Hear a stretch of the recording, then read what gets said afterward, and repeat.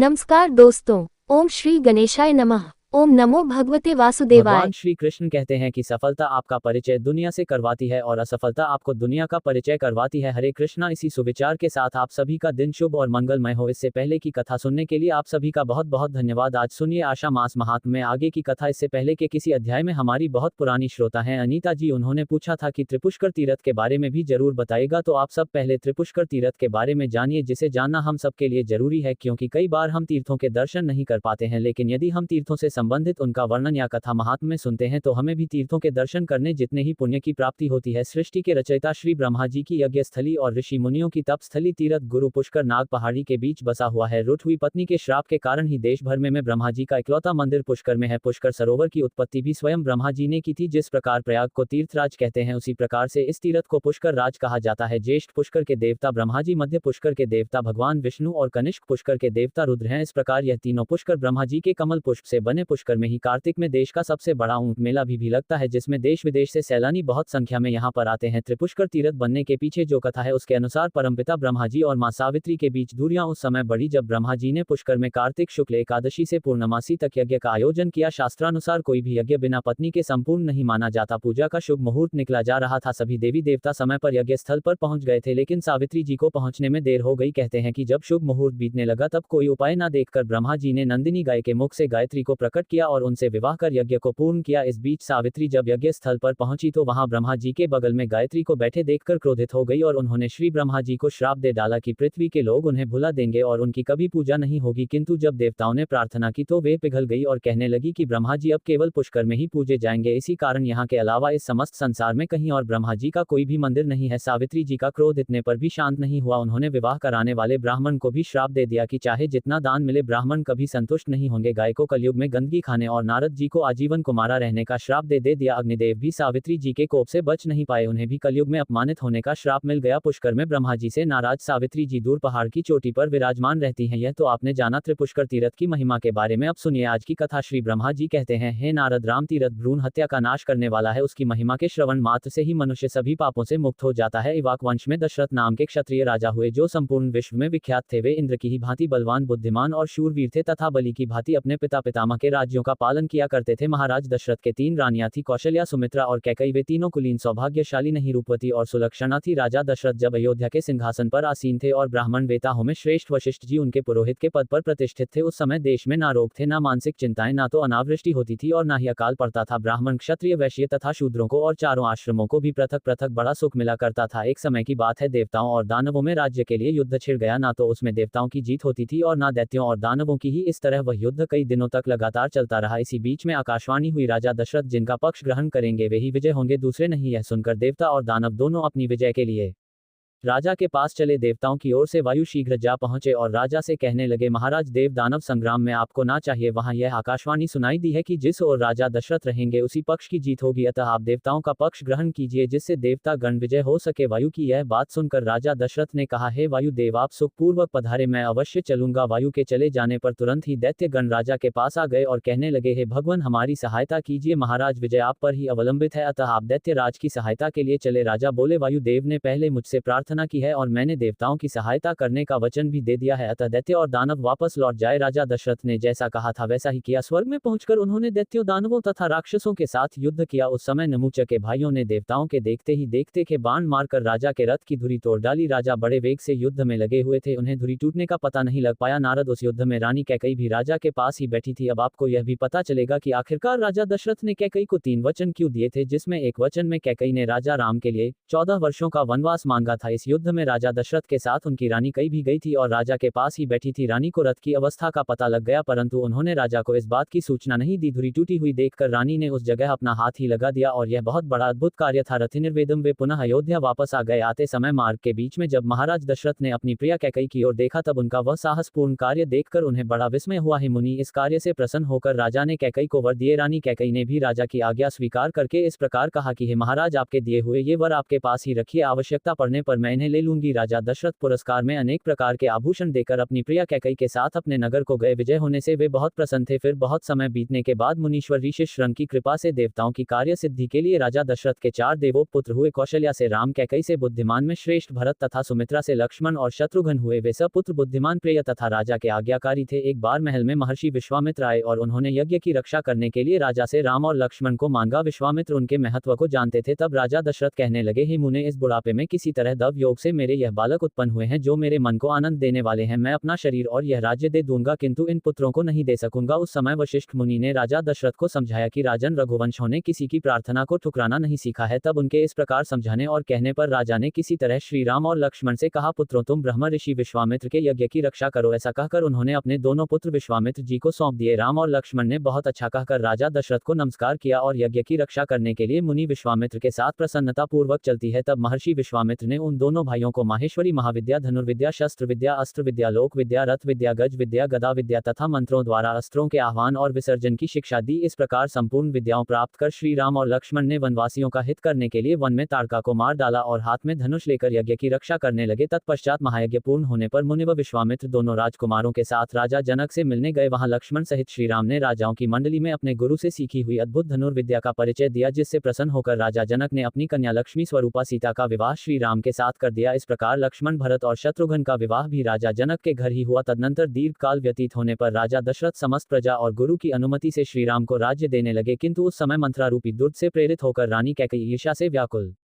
हो उठी। उसने श्रीराम के राज्याभिषेक में विघ्न डाला और उन्हें वनवास भेजने के लिए कहा। साथ ही उसने वही राज्य भरत के लिए मांगा, परंतु राजा दशरथ ने स्वीकार नहीं किया। पिता के सत्य की रक्षा करने के लिए श्रीराम स्वयं ही घोर जंगल में चले गए। सीता और लक्ष्मण ने भी उन्हीं का साथ दिया। श्रीराम ने अपने सद्गुणों के कारण सत्पुरुषों के शुद्ध हृदय में घर बना लिया था। जब श्रीराम राज्य की तृष्णा से रहित और वनवास के लिए दीक्षित होकर लक्ष्मण और सीता के साथ चले गए, तब राम, लक्ष्मण और गुणलिनी सीता का स्मरण करके महाराज को बड़ा दुख हुआ और उन्होंने अपने प्राण त्याग दिए। इधर श्री रामचंद्र जी चलते चलते चित्रकूट में आए। वहीं उन्होंने 3 वर्ष व्यतीत किए। फिर वहां से दक्षिण दिशा की ओर चलकर वे क्रमशः दंडकारण्य में जा पहुंचे, जो समस्त देशों में पवित्र और तीनों लोकों में विख्यात है। वह महान वन दैत्यों से सेवित होने के कारण बड़ा भयंकर था। ऋषि ने भयभीत होकर उसे छोड़ दिया था। श्रीराम ने वहां दैत्यों और राक्षसों को मारकर दंडक वन को ऋषि मुनियों के रहने योग्य बना दिया। फिर 5 योजन आगे चलकर वे धीरे धीरे गौतमी के तट पर पहुंचे। भगवान शिव की जो पंचभूत और अनिर्वचनीय पराशक्ति है, वही जल स्वरूप में प्रकट हुई गौतमी नदी है, ऐसा संत महात्माओं का कथन है। गौतमी ब्रह्मा, विष्णु और शिव जी के लिए भी माननीय तथा वंदनीय है। श्रीराम कहने लगे, अहो गंगा का कैसा अद्भुत प्रभाव है, तीनों लोगों में इनकी कहीं कोई उपमा नहीं है। हम धन्य है कि इन त्रिभुवन पावनी गंगा का दर्शन पा सके। ऐसा कहकर श्री राम ने बड़े हर्ष के साथ महादेव जी की स्थापना की और यत्नपूर्वक शशो उपचार से 36 कलाओं वाले महादेव जी की आवरण सहित पूजा करके हाथ जोड़ उनकी स्तुति करने लगे। इस प्रकार स्तुति करने लगे कि मैं पुराण पुरुष शंभु को नमस्कार करता हूँ, जिनकी असीम सत्ता का कहीं पार या अंत नहीं है। उन सर्वज्ञ शिव को मैं प्रणाम करता हूँ। अविनाशी प्रभु रुद्र को नमस्कार करता हूँ। सबका संहार करने वाले सर्व को मस्तक झुकाकर प्रणाम करता हूँ। अविनाशी परम देव को नमस्कार करता हूँ। लोक गुरु उमापति को प्रणाम करता हूँ। दरिद्रता का विनाश करने वाले शिव को नमस्कार करता हूँ। रोगों का अपहरण करने वाले महेश्वर को प्रणाम करता हूँ, जिनका रूप चिंतन का विषय नहीं है। उन कल्याणम शिव को नमस्कार करता हूँ। विश्व की उत्पत्ति के बीजभूत भगवान भव को नमस्कार करता हूँ। जगत का पालन करने वाले परमात्मा को प्रणाम करता हूँ। संहारकारी रुद्र को बारंबार प्रणाम करता हूँ। पार्वती जी के प्रीतम अविनाशी प्रभु को नमस्कार करता हूँ। नित्य अक्षर अक्षर स्वरूप शंकर को प्रणाम करता हूँ, जिनका स्वरूप चिन्मय है और अप्रमेय है। उन भगवान त्रिलोचन को मैं मस्तक झुकाकर बारंबार नमस्कार करता हूँ। करुणा करने वाले भगवान शिव को प्रणाम करता हूँ तथा संसार को भय देने वाले भगवान भूतनाथ को सर्वदा नमस्कार करता हूँ। मनोवांछित फलों के दाता महेश्वर को प्रणाम करता हूँ। भगवती उमा के स्वामी श्री सोमनाथ को नमस्कार करता हूँ। तीनों वेद जिनके 3 नेत्र हैं, उन त्रिलोचन को प्रणाम करता हूँ। त्रिविध मूर्ति से रहित सदा शिव को नमस्कार करता हूँ। पुण्यम शिव को प्रणाम करता हूँ। सत असत से पृथक परमात्मा को नमस्कार करता हूँ। पापों का अपहरण करने वाले भगवान हर को प्रणाम करता हूँ। जो संपूर्ण विश्व के हित में लगे रहते हैं, उन भगवान को नमस्कार करता हूँ। जो बहुत से रूप धारण करते हैं, उन भगवान शंकर को प्रणाम करता हूँ। जो संसार के रक्षक तथा सत और असत के निर्माता है, उन्हें नमस्कार करता हूँ। जो संपूर्ण विश्व के स्वामी है, उन विश्वनाथ को प्रणाम करता हूँ। हव्य कव स्वरूप योगेश को नमस्कार करता हूँ। संपूर्ण लोगों का सर्वदा कल्याण करने वाले जो भगवान शिव आराधना करने पर उत्तम गति और संपूर्ण अभीष्ट वस्तुएं प्रदान करते हैं, उन दान प्रिय इष्ट देव को मैं नमस्कार करता हूँ। भगवान सोमनाथ को प्रणाम करता हूँ। जो स्वतंत्र न रहकर भक्तों के पराधीन रहते हैं, उन विजयशल उमानाथ को मैं नमस्कार करता हूँ। विघ्नराज गणेश तथा नंदी के स्वामी पुत्र प्रिय भगवान शिव को मैं मस्तक झुकाकर बारंबार प्रणाम करता हूँ। संसार के दुख और शोक का नाश करने वाले देवता भगवान चंद्रशेखर को मैं बारंबार नमस्कार करता हूँ। जो स्तुति करने योग्य और मस्तक पर गंगा को धारण करने वाले हैं, उन महेश्वर को नमस्कार करता हूँ। देवताओं में श्रेष्ठ उमापति को प्रणाम करता हूँ। ब्रह्मा आदि ईश्वर, इंद्र आदि देवता तथा असुर भी जिनके चरण कमलों की पूजा करते हैं, उन भगवान को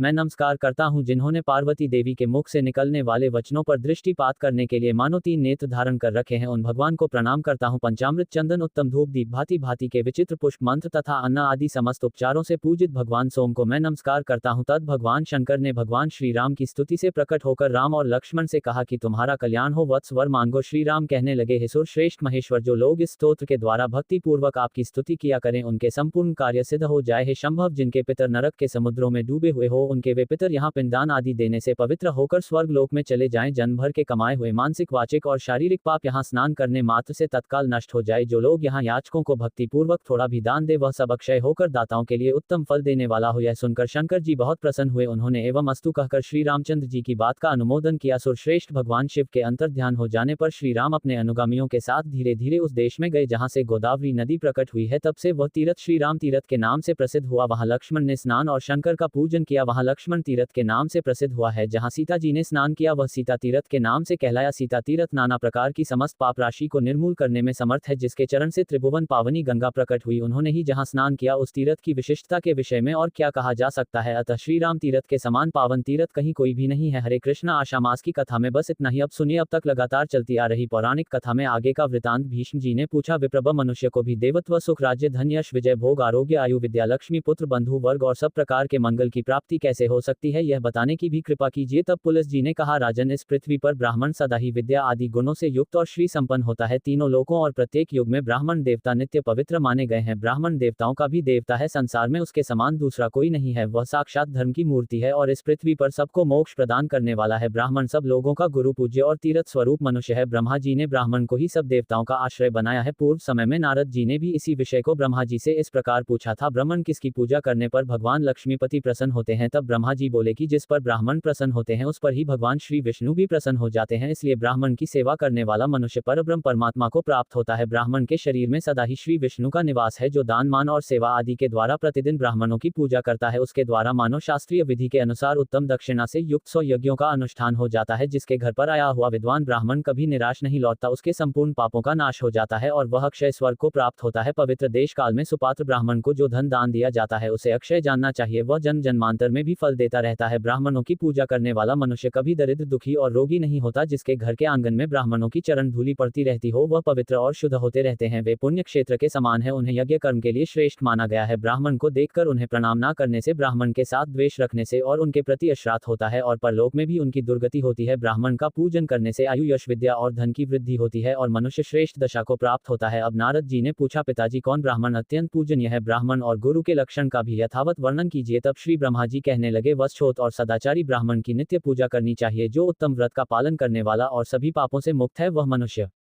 तीर्थ स्वरूप है। उत्तम छोत कुल में उत्पन्न होकर भी जो वैदिक कर्मों का अनुष्ठान नहीं करता वह पूजित नहीं होता और असत क्षेत्र अर्थात मात्र कुल में जन्म लेकर जो भी वेदा अनुकूल कर्म करता है वह पूजा के योग्य है। जैसे महर्षि वेदव्यास और ऋषि श्रंग विश्वामित्र यद्यपि क्षत्रिय कुल में उत्पन्न है फिर भी अपने सत्कर्मों के कारण वे मेरे ही समान है। इसलिए बेटा तुम पृथ्वी के तीर्थ स्वरूप क्षत्रिय आदि ब्राह्मणों के लक्षण भी सुनो, इनके सुनने से भी सब पापों का नाश होता है। ब्राह्मण के बालक को जन्म से ब्राह्मण समझना चाहिए, संस्कारों से उसकी द्विज संज्ञा होती है और वह विद्या पढ़ने से विप्र नाम धारण करता है। इस प्रकार जन्म, संस्कार और विद्या इन तीनों से युक्त होना छोत का लक्षण है। जो विद्या, मंत्र और वेदों से शुद्ध होकर तीर्थ स्नान आदि के कारण और भी पवित्र हो गया है वह ब्राह्मण परम पूजनीय माना जाता है। जो सदा माता पिता की सेवा में लगा रहता है, जिसका मन कभी पराई स्त्री में सुख का अनुभव नहीं करता, जो सदा पुराणों की कथा कहता और धार्मिक उपाख्यान का प्रसार करता है, उस ब्राह्मण के दर्शन से प्रतिदिन अश्वम आदि यज्ञों का फल प्राप्त होता है। जो प्रतिदिन स्नान, ब्राह्मणों का पूजन और तरह तरह के व्रतों का अनुष्ठान करने से पवित्र हो गया है और जो गंगा जी के जल का सेवन करता है उसके साथ वार्तालाप करने से ही उत्तम गति की प्राप्ति होती है। ब्राह्मण श्री हरि का मूर्तिमान विग्रह है, उसके शाप से विनाश हो जाता है और वरदान से आयु, विद्या, यश, धन और सब प्रकार की संपत्तियां प्राप्त होती हैं। ब्राह्मणों के ही प्रसाद से भगवान श्री विष्णु सदा ब्रह्मण्य कहलाते हैं। जो ब्रह्मण्य अर्थात ब्राह्मणों के प्रति अनुराग रखने वाले देव हैं, गौर और ब्राह्मणों के हितकारी हैं और संसार की भलाई करने वाले हैं, उन गोविंद श्री कृष्ण को बारंबार नमस्कार है। नारद जी ने कहा, देवेश्वर, आपकी कृपा से मुझे परम पवित्र उत्तम ब्राह्मण का परिचय तो मिल गया। अब जिस प्रकार मैं कर्म से अधम ब्राह्मण को भी पहचान सकूं वह बात भी बताइए। ब्रह्मा जी कहने लगे, बेटा, जो 10 प्रकार के स्नान, संतपासन और तर्पण आदि कार्य नहीं करता, जिसमें जिसमें इंद्रिय संयम का अभाव है वही अधम ब्राह्मण है, जो देवताओं की पूजा, व्रत, वेद विद्या, सत्य, शौच, योग, ज्ञान तथा अग्निहोत्र का त्यागी है, यह नहीं करता वह भी ब्राह्मणों में अधम ही है। महर्षि ने ब्राह्मणों के लिए 5 स्नान बताए हैं। आग्नेवार ब्रह्म वायव्य और दिव्य संपूर्ण शरीर में भस्म लगाना आग्नेय स्नान है। जल से जो स्नान किया जाता है उसे वार स्नान कहा जाता है। आपोहिसा आदि ऋचाओं से जो अपने ऊपर अभिषेक करता है वह ब्रह्म स्नान है। जो शरीर पर हवा से उड़कर गौ के चरणों की धूलि पड़ती है उसे वायव्य स्नान माना जाता है। और धूप रहते हुए जो आकाश से जल की वर्षा होती है उससे नहाने को दिव्य स्नान कहते हैं। उपर्युक्त वस्तुओं के द्वारा मंत्र पाठ पूर्वक स्नान करने से तीर्थ स्नान का फल प्राप्त होता है। तुलसी के पत्ते से लगा हुआ जल, शालिग्राम शिला को नहलाया हुआ जल, गौ के सिंग से स्पर्श कराया हुआ जल, ब्राह्मण का चरणोदक और मुख्य गुरुजनों का चरणोदक यह पवित्र से भी पवित्र माने गए हैं, ऐसा स्मृतियों का कथन है। इस 5 तरह के जलों से मस्तक पर अभिषेक करना पुनः 5 प्रकार का स्नान है। इस तरह पहले के 5 स्नान के साथ मिलकर यह 10 प्रकार का स्नान माना गया है। त्याग, तीर्थ स्नान, यज्ञ, व्रत और होम आदि के द्वारा जो फल मिलता है वही फल धीर पुरुष उपर्युक्त स्नान से आसानी से प्राप्त कर लेता है। जो प्रतिदिन पितरों का तर्पण नहीं करता वह पितृघातक है, उसे नरक में जाना पड़ता है। संध्या नहीं करने वाला द्विज ब्रह्म हत्यारा है। जो ब्राह्मण मंत्र, व्रत, वेद विद्या, उत्तम गुण, यज्ञ और दान आदि का त्याग कर देता है वह अधम से भी अधम है। नारद मंत्र और संस्कार से हीन, शौच और संयम से रहित, बलि, वैश्वनारा, चोर, मूर्ख, सब प्रकार के धर्मों से शून्य, कुमार, गामी, श्राद्ध आदि कर्म न करने वाले, गुरु सेवा से दूर रहने वाले, मंत्र ज्ञान से वंचित और धार्मिक मर्यादा भंग करने वाले, यह सभी ब्राह्मण अध से भी अधम है। नारद जी ने पूछा, संपूर्ण लोगों के पितामह यदि ब्राह्मण ऐसे दुष्कर्म करने के बाद फिर पुण्य का अनुष्ठान करें तो वह किस गति को प्राप्त होता है? तब ब्रह्मा जी कहने लगे, वत्स, जो सारे पाप करने के बाद भी इंद्रियों को वश में कर लेता है वह उन पापों से छुटकारा पा लेता है और पुनः ब्राह्मण प्राप्त करने के योग्य बन जाता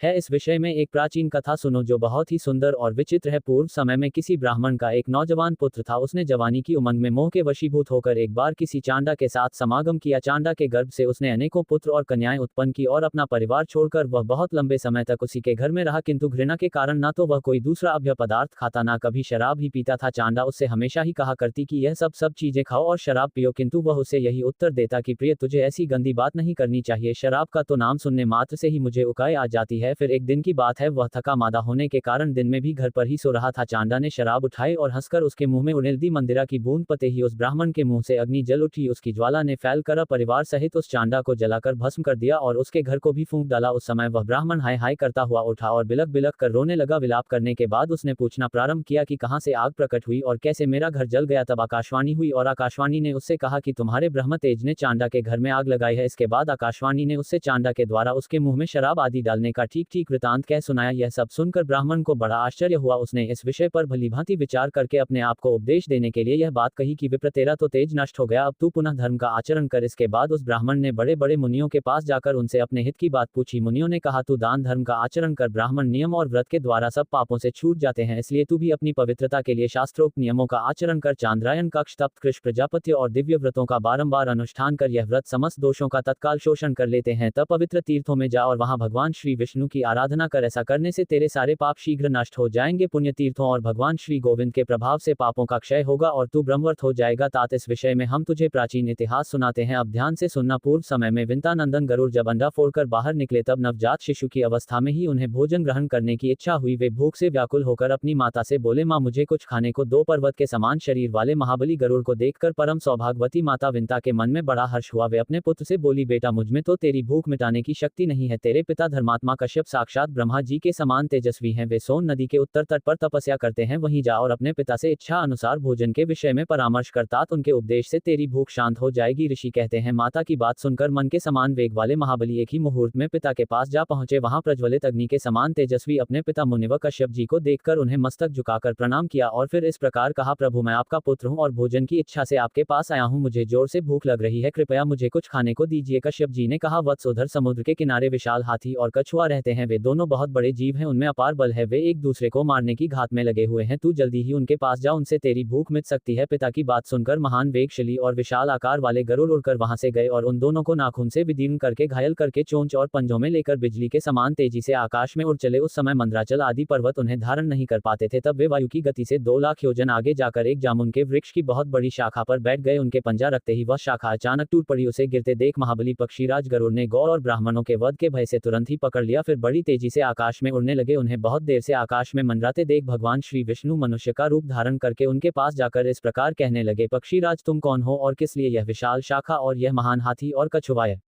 आकाश में घूम रहे हो। उनके इस प्रकार पूछने पर पक्षीराज ने नर रूपधारी श्री नारायण से कहा, महाबाहो, मैं गरुड़ हूँ, अपने कर्म के अनुसार मुझे पक्षी होना पड़ा है। मैं कश्यप मुनि का पुत्र हूँ और माता विंता के गर्भ से मेरा जन्म हुआ है। देखिए, इन बड़े बड़े जीवों को मैंने खाने के लिए पकड़ रखा है। वृक्ष और पर्वत कोई भी मुझे धारण नहीं कर पाते, मैं किसी के ऊपर नहीं बैठ पाता। अनेकों योजन उड़ने के बाद मैं एक विशाल जामुन का वृक्ष देखकर इन दोनों को खाने के लिए उसकी शाखा पर बैठा था, किंतु मेरे बैठते ही वह भी अचानक टूट गई। अतः सहस्त्र ब्राह्मणों और गौओं के वध के डर से मैं इसे भी लिए डोल रहा हूँ। अब मेरे मन में यह बड़ा दुख हो रहा है कि मैं क्या करूँ, कहाँ जाऊँ और कौन मेरी तेजी सहन कर पाएगा। तब श्री विष्णु बोले, अच्छा, मेरी बाह पर बैठकर तुम इन दोनों हाथी और कछुए को खा लो। गरुड़ ने कहा, बड़े बड़े पर्वत तो मुझे धारण करने में असमर्थ हो रहे हैं, फिर तुम साधारण से मनुष्य मुझ जैसे महाबली पक्षी को भला कैसे धारण कर सकोगे। भगवान श्री नारायण के सिवा दूसरा कौन है जो मुझे धारण कर सके। तीनों लोकों में ऐसा कौन पुरुष है जो मेरा भार सह लेगा। नर रूपधारी श्री विष्णु बोले, पक्षी श्रेष्ठ बुद्धिमान पुरुष को अपना कार्य सिद्ध करना चाहिए, अतः इस समय तुम अपना कार्य करो। कार्य हो जाने पर निश्चय ही तुम मुझे भी जान लोगे। गरुड़ ने उन्हें महान शक्ति संपन्न देखकर मन ही मन कुछ सोचा, फिर एवं अस्तु कहकर वे उनकी विशाल भुजा पर जा बैठे। गरुड़ के वेग पूर्वक बैठने पर भी उनकी भुजा कांपी नहीं। वहां बैठकर फिर गरुड़ ने उस शाखा को तो पर्वत के शिखर पर डाल दिया और खुद उस हाथी और कछुए को खा लिया। इसके बाद श्री विष्णु से कहने लगे कि तुम कौन हो, इस समय तुम्हारा कौन सा प्रिय कार्य मैं करूं। भगवान श्री विष्णु ने कहा, मुझे नारायण समझो और मैं तुम्हारा प्रिय कार्य करने के लिए ही आया हूं। ऐसा कहकर भगवान ने उन्हें विश्वास दिलाने के लिए अपना असली रूप दिखाया। मेघ के समान श्याम विग्रह पर पीतांबर शोभा पा रहा था। चार भुजाओं के कारण उनकी झांकी बड़ी मनोरम लगती थी। हाथों में शंख चक्र गदा और पद्म धारण किए सर्वदेवेश्वर श्री हरि का दर्शन करके गरुड़ ने उन्हें प्रणाम किया और कहा, पुरुषोत्तम, बताइए मैं आपका कौन सा प्रिय कार्य करूं। श्री विष्णु बोले, इसके तुम तो बड़े शूरवीर हो, इसलिए हर समय मेरा वाहन बने रहो। यह सुनकर पक्षियों में श्रेष्ठ गरुड़ ने भगवान से कहा, देवेश्वर, आपका दर्शन करके मैं धन्य हो गया, मेरा जन्म सफल हो गया है। प्रभु, मैं माता पिता से आज्ञा लेकर आपके पास आ जाऊंगा। तब भगवान ने प्रसन्न होकर कहा, पक्षीराज, तुम अजर अमर बने रहो, किसी भी प्राणी से तुम्हारा वध ना हो, तुम्हारा कर्म और तेज मेरे समान हो, सर्वत्र तुम्हारी गति हो, निश्चय ही तुम्हें सब प्रकार के सुख प्राप्त हो, तुम्हारे मन में जो भी इच्छा हो वह सब पूर्ण हो जाए, तुम्हें अपनी रुचि के अनुसार यथेष्ट भोज बिना किसी कष्ट के प्राप्त होता रहेगा। अब तुम जल्दी ही अपनी माता को कष्ट से मुक्त करोगे। ऐसा कहकर भगवान श्री हरि तुरंत ही अंतर्ध्यान हो गए। गरुड़ ने भी अपने पिता के पास जाकर सारा वृतांत कह सुनाया। गरुड़ का वृतांत सुनकर उनके पिता महर्षि कश्यप मन ही मन बहुत प्रसन्न हुए और अपने पुत्र से इस प्रकार बोले, खग श्रेष्ठ, मैं धन्य हूँ, तुम्हारी कल्याणम माता भी धन्य है। माता की कोख तथा यह कुल जिसमें तुम्हारे जैसा पुत्र उत्पन्न हुआ है यह भी धन्य है। जिसके कुल में वैष्णव पुत्र उत्पन्न होता है वह धन्य है। वह वैष्णव पुत्र पुरुषों में श्रेष्ठ है और अपने कुल का उद्धार करके श्री विष्णु का सायुज्य प्राप्त करता है। जो प्रतिदिन श्री विष्णु की पूजा करता, श्री विष्णु का ध्यान करता, उन्हीं के यश को गाता, सदा उन्हीं के मंत्र को जपता, श्री विष्णु के ही स्तोत्र का पाठ करता, उनका प्रसाद पाता और एकादशी के दिन उपवास करता है, वह सब पापों का क्षय हो जाने से निसंदेह मुक्त हो जाता है। जिसके हृदय में सदा ही श्री गोविंद विराजते हैं वह नर श्रेष्ठ विष्णु लोक में प्रतिष्ठित होता है। जल में पवित्र स्थान में उत्तम पद पर, गौ में ब्राह्मण में, स्वर्ग में ब्रह्मा जी के भवन में और पवित्र पुरुष के घर में सदा ही श्री भगवान विष्णु विरामान रहते हैं। नाना प्रकार की तपस्या और भांति भांति के धर्म और यज्ञों का अनुष्ठान करके भी देवता गण भगवान श्री विष्णु को नहीं पाते, किंतु तुमने उन्हें प्राप्त कर लिया, इसलिए तुम धन्य हो। तुम्हारी माता सौंत के द्वारा घोर संकट में डाली गई है, उसे छुड़ाओ।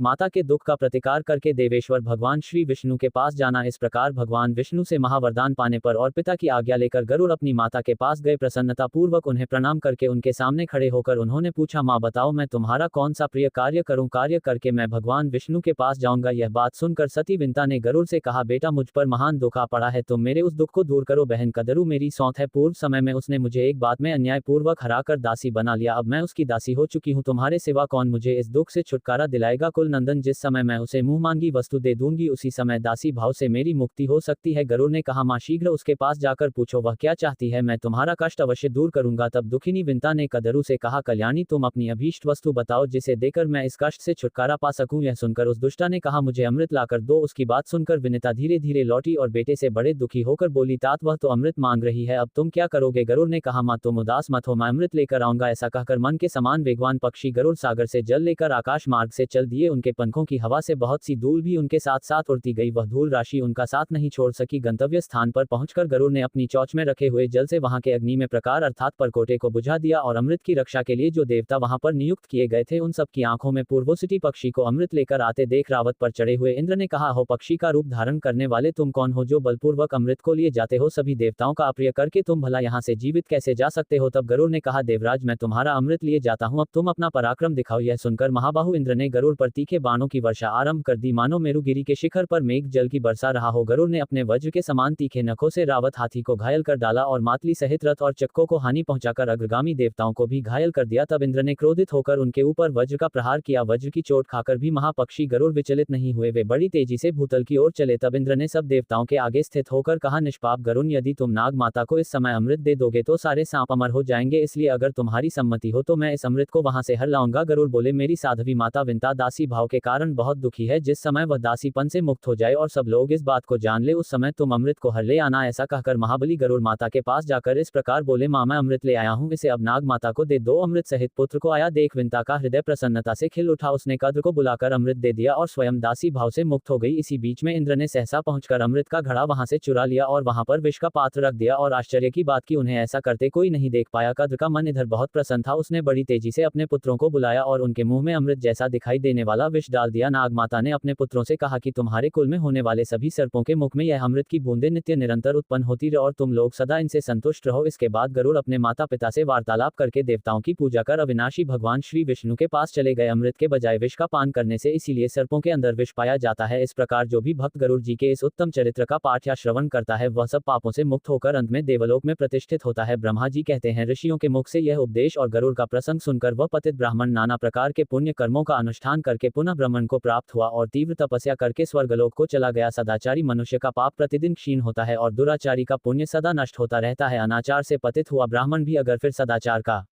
आचरण करे तो वह देवत्व को प्राप्त हो जाता है। इसलिए द्विज प्राणों के कंठगत होने पर अर्थात उनकी मृत्यु के सामने होने पर भी सदाचार का कभी त्याग नहीं करते। नारद, तुम भी मन, वाणी, शरीर और क्रिया द्वारा सदाचार का पालन करो। हरे कृष्णा। आज के अध्याय में बस इतना ही। उम्मीद है यह वीडियो आपको पसंद आई होगी। सभी भक्तगण बोलिए विष्णु भगवान की जय। अगर आपको ये कथा प्रसंग अच्छी लगी हो तो ऐसी ही और धार्मिक कथा प्रसंग को सुनने के लिए आप हमारे YouTube चैनल को सब्सक्राइब, लाइक और ज़्यादा से ज़्यादा लोगों के साथ शेयर करें। अपने विचार हमें कमेंट बॉक्स में जरूर भेजें। धन्यवाद।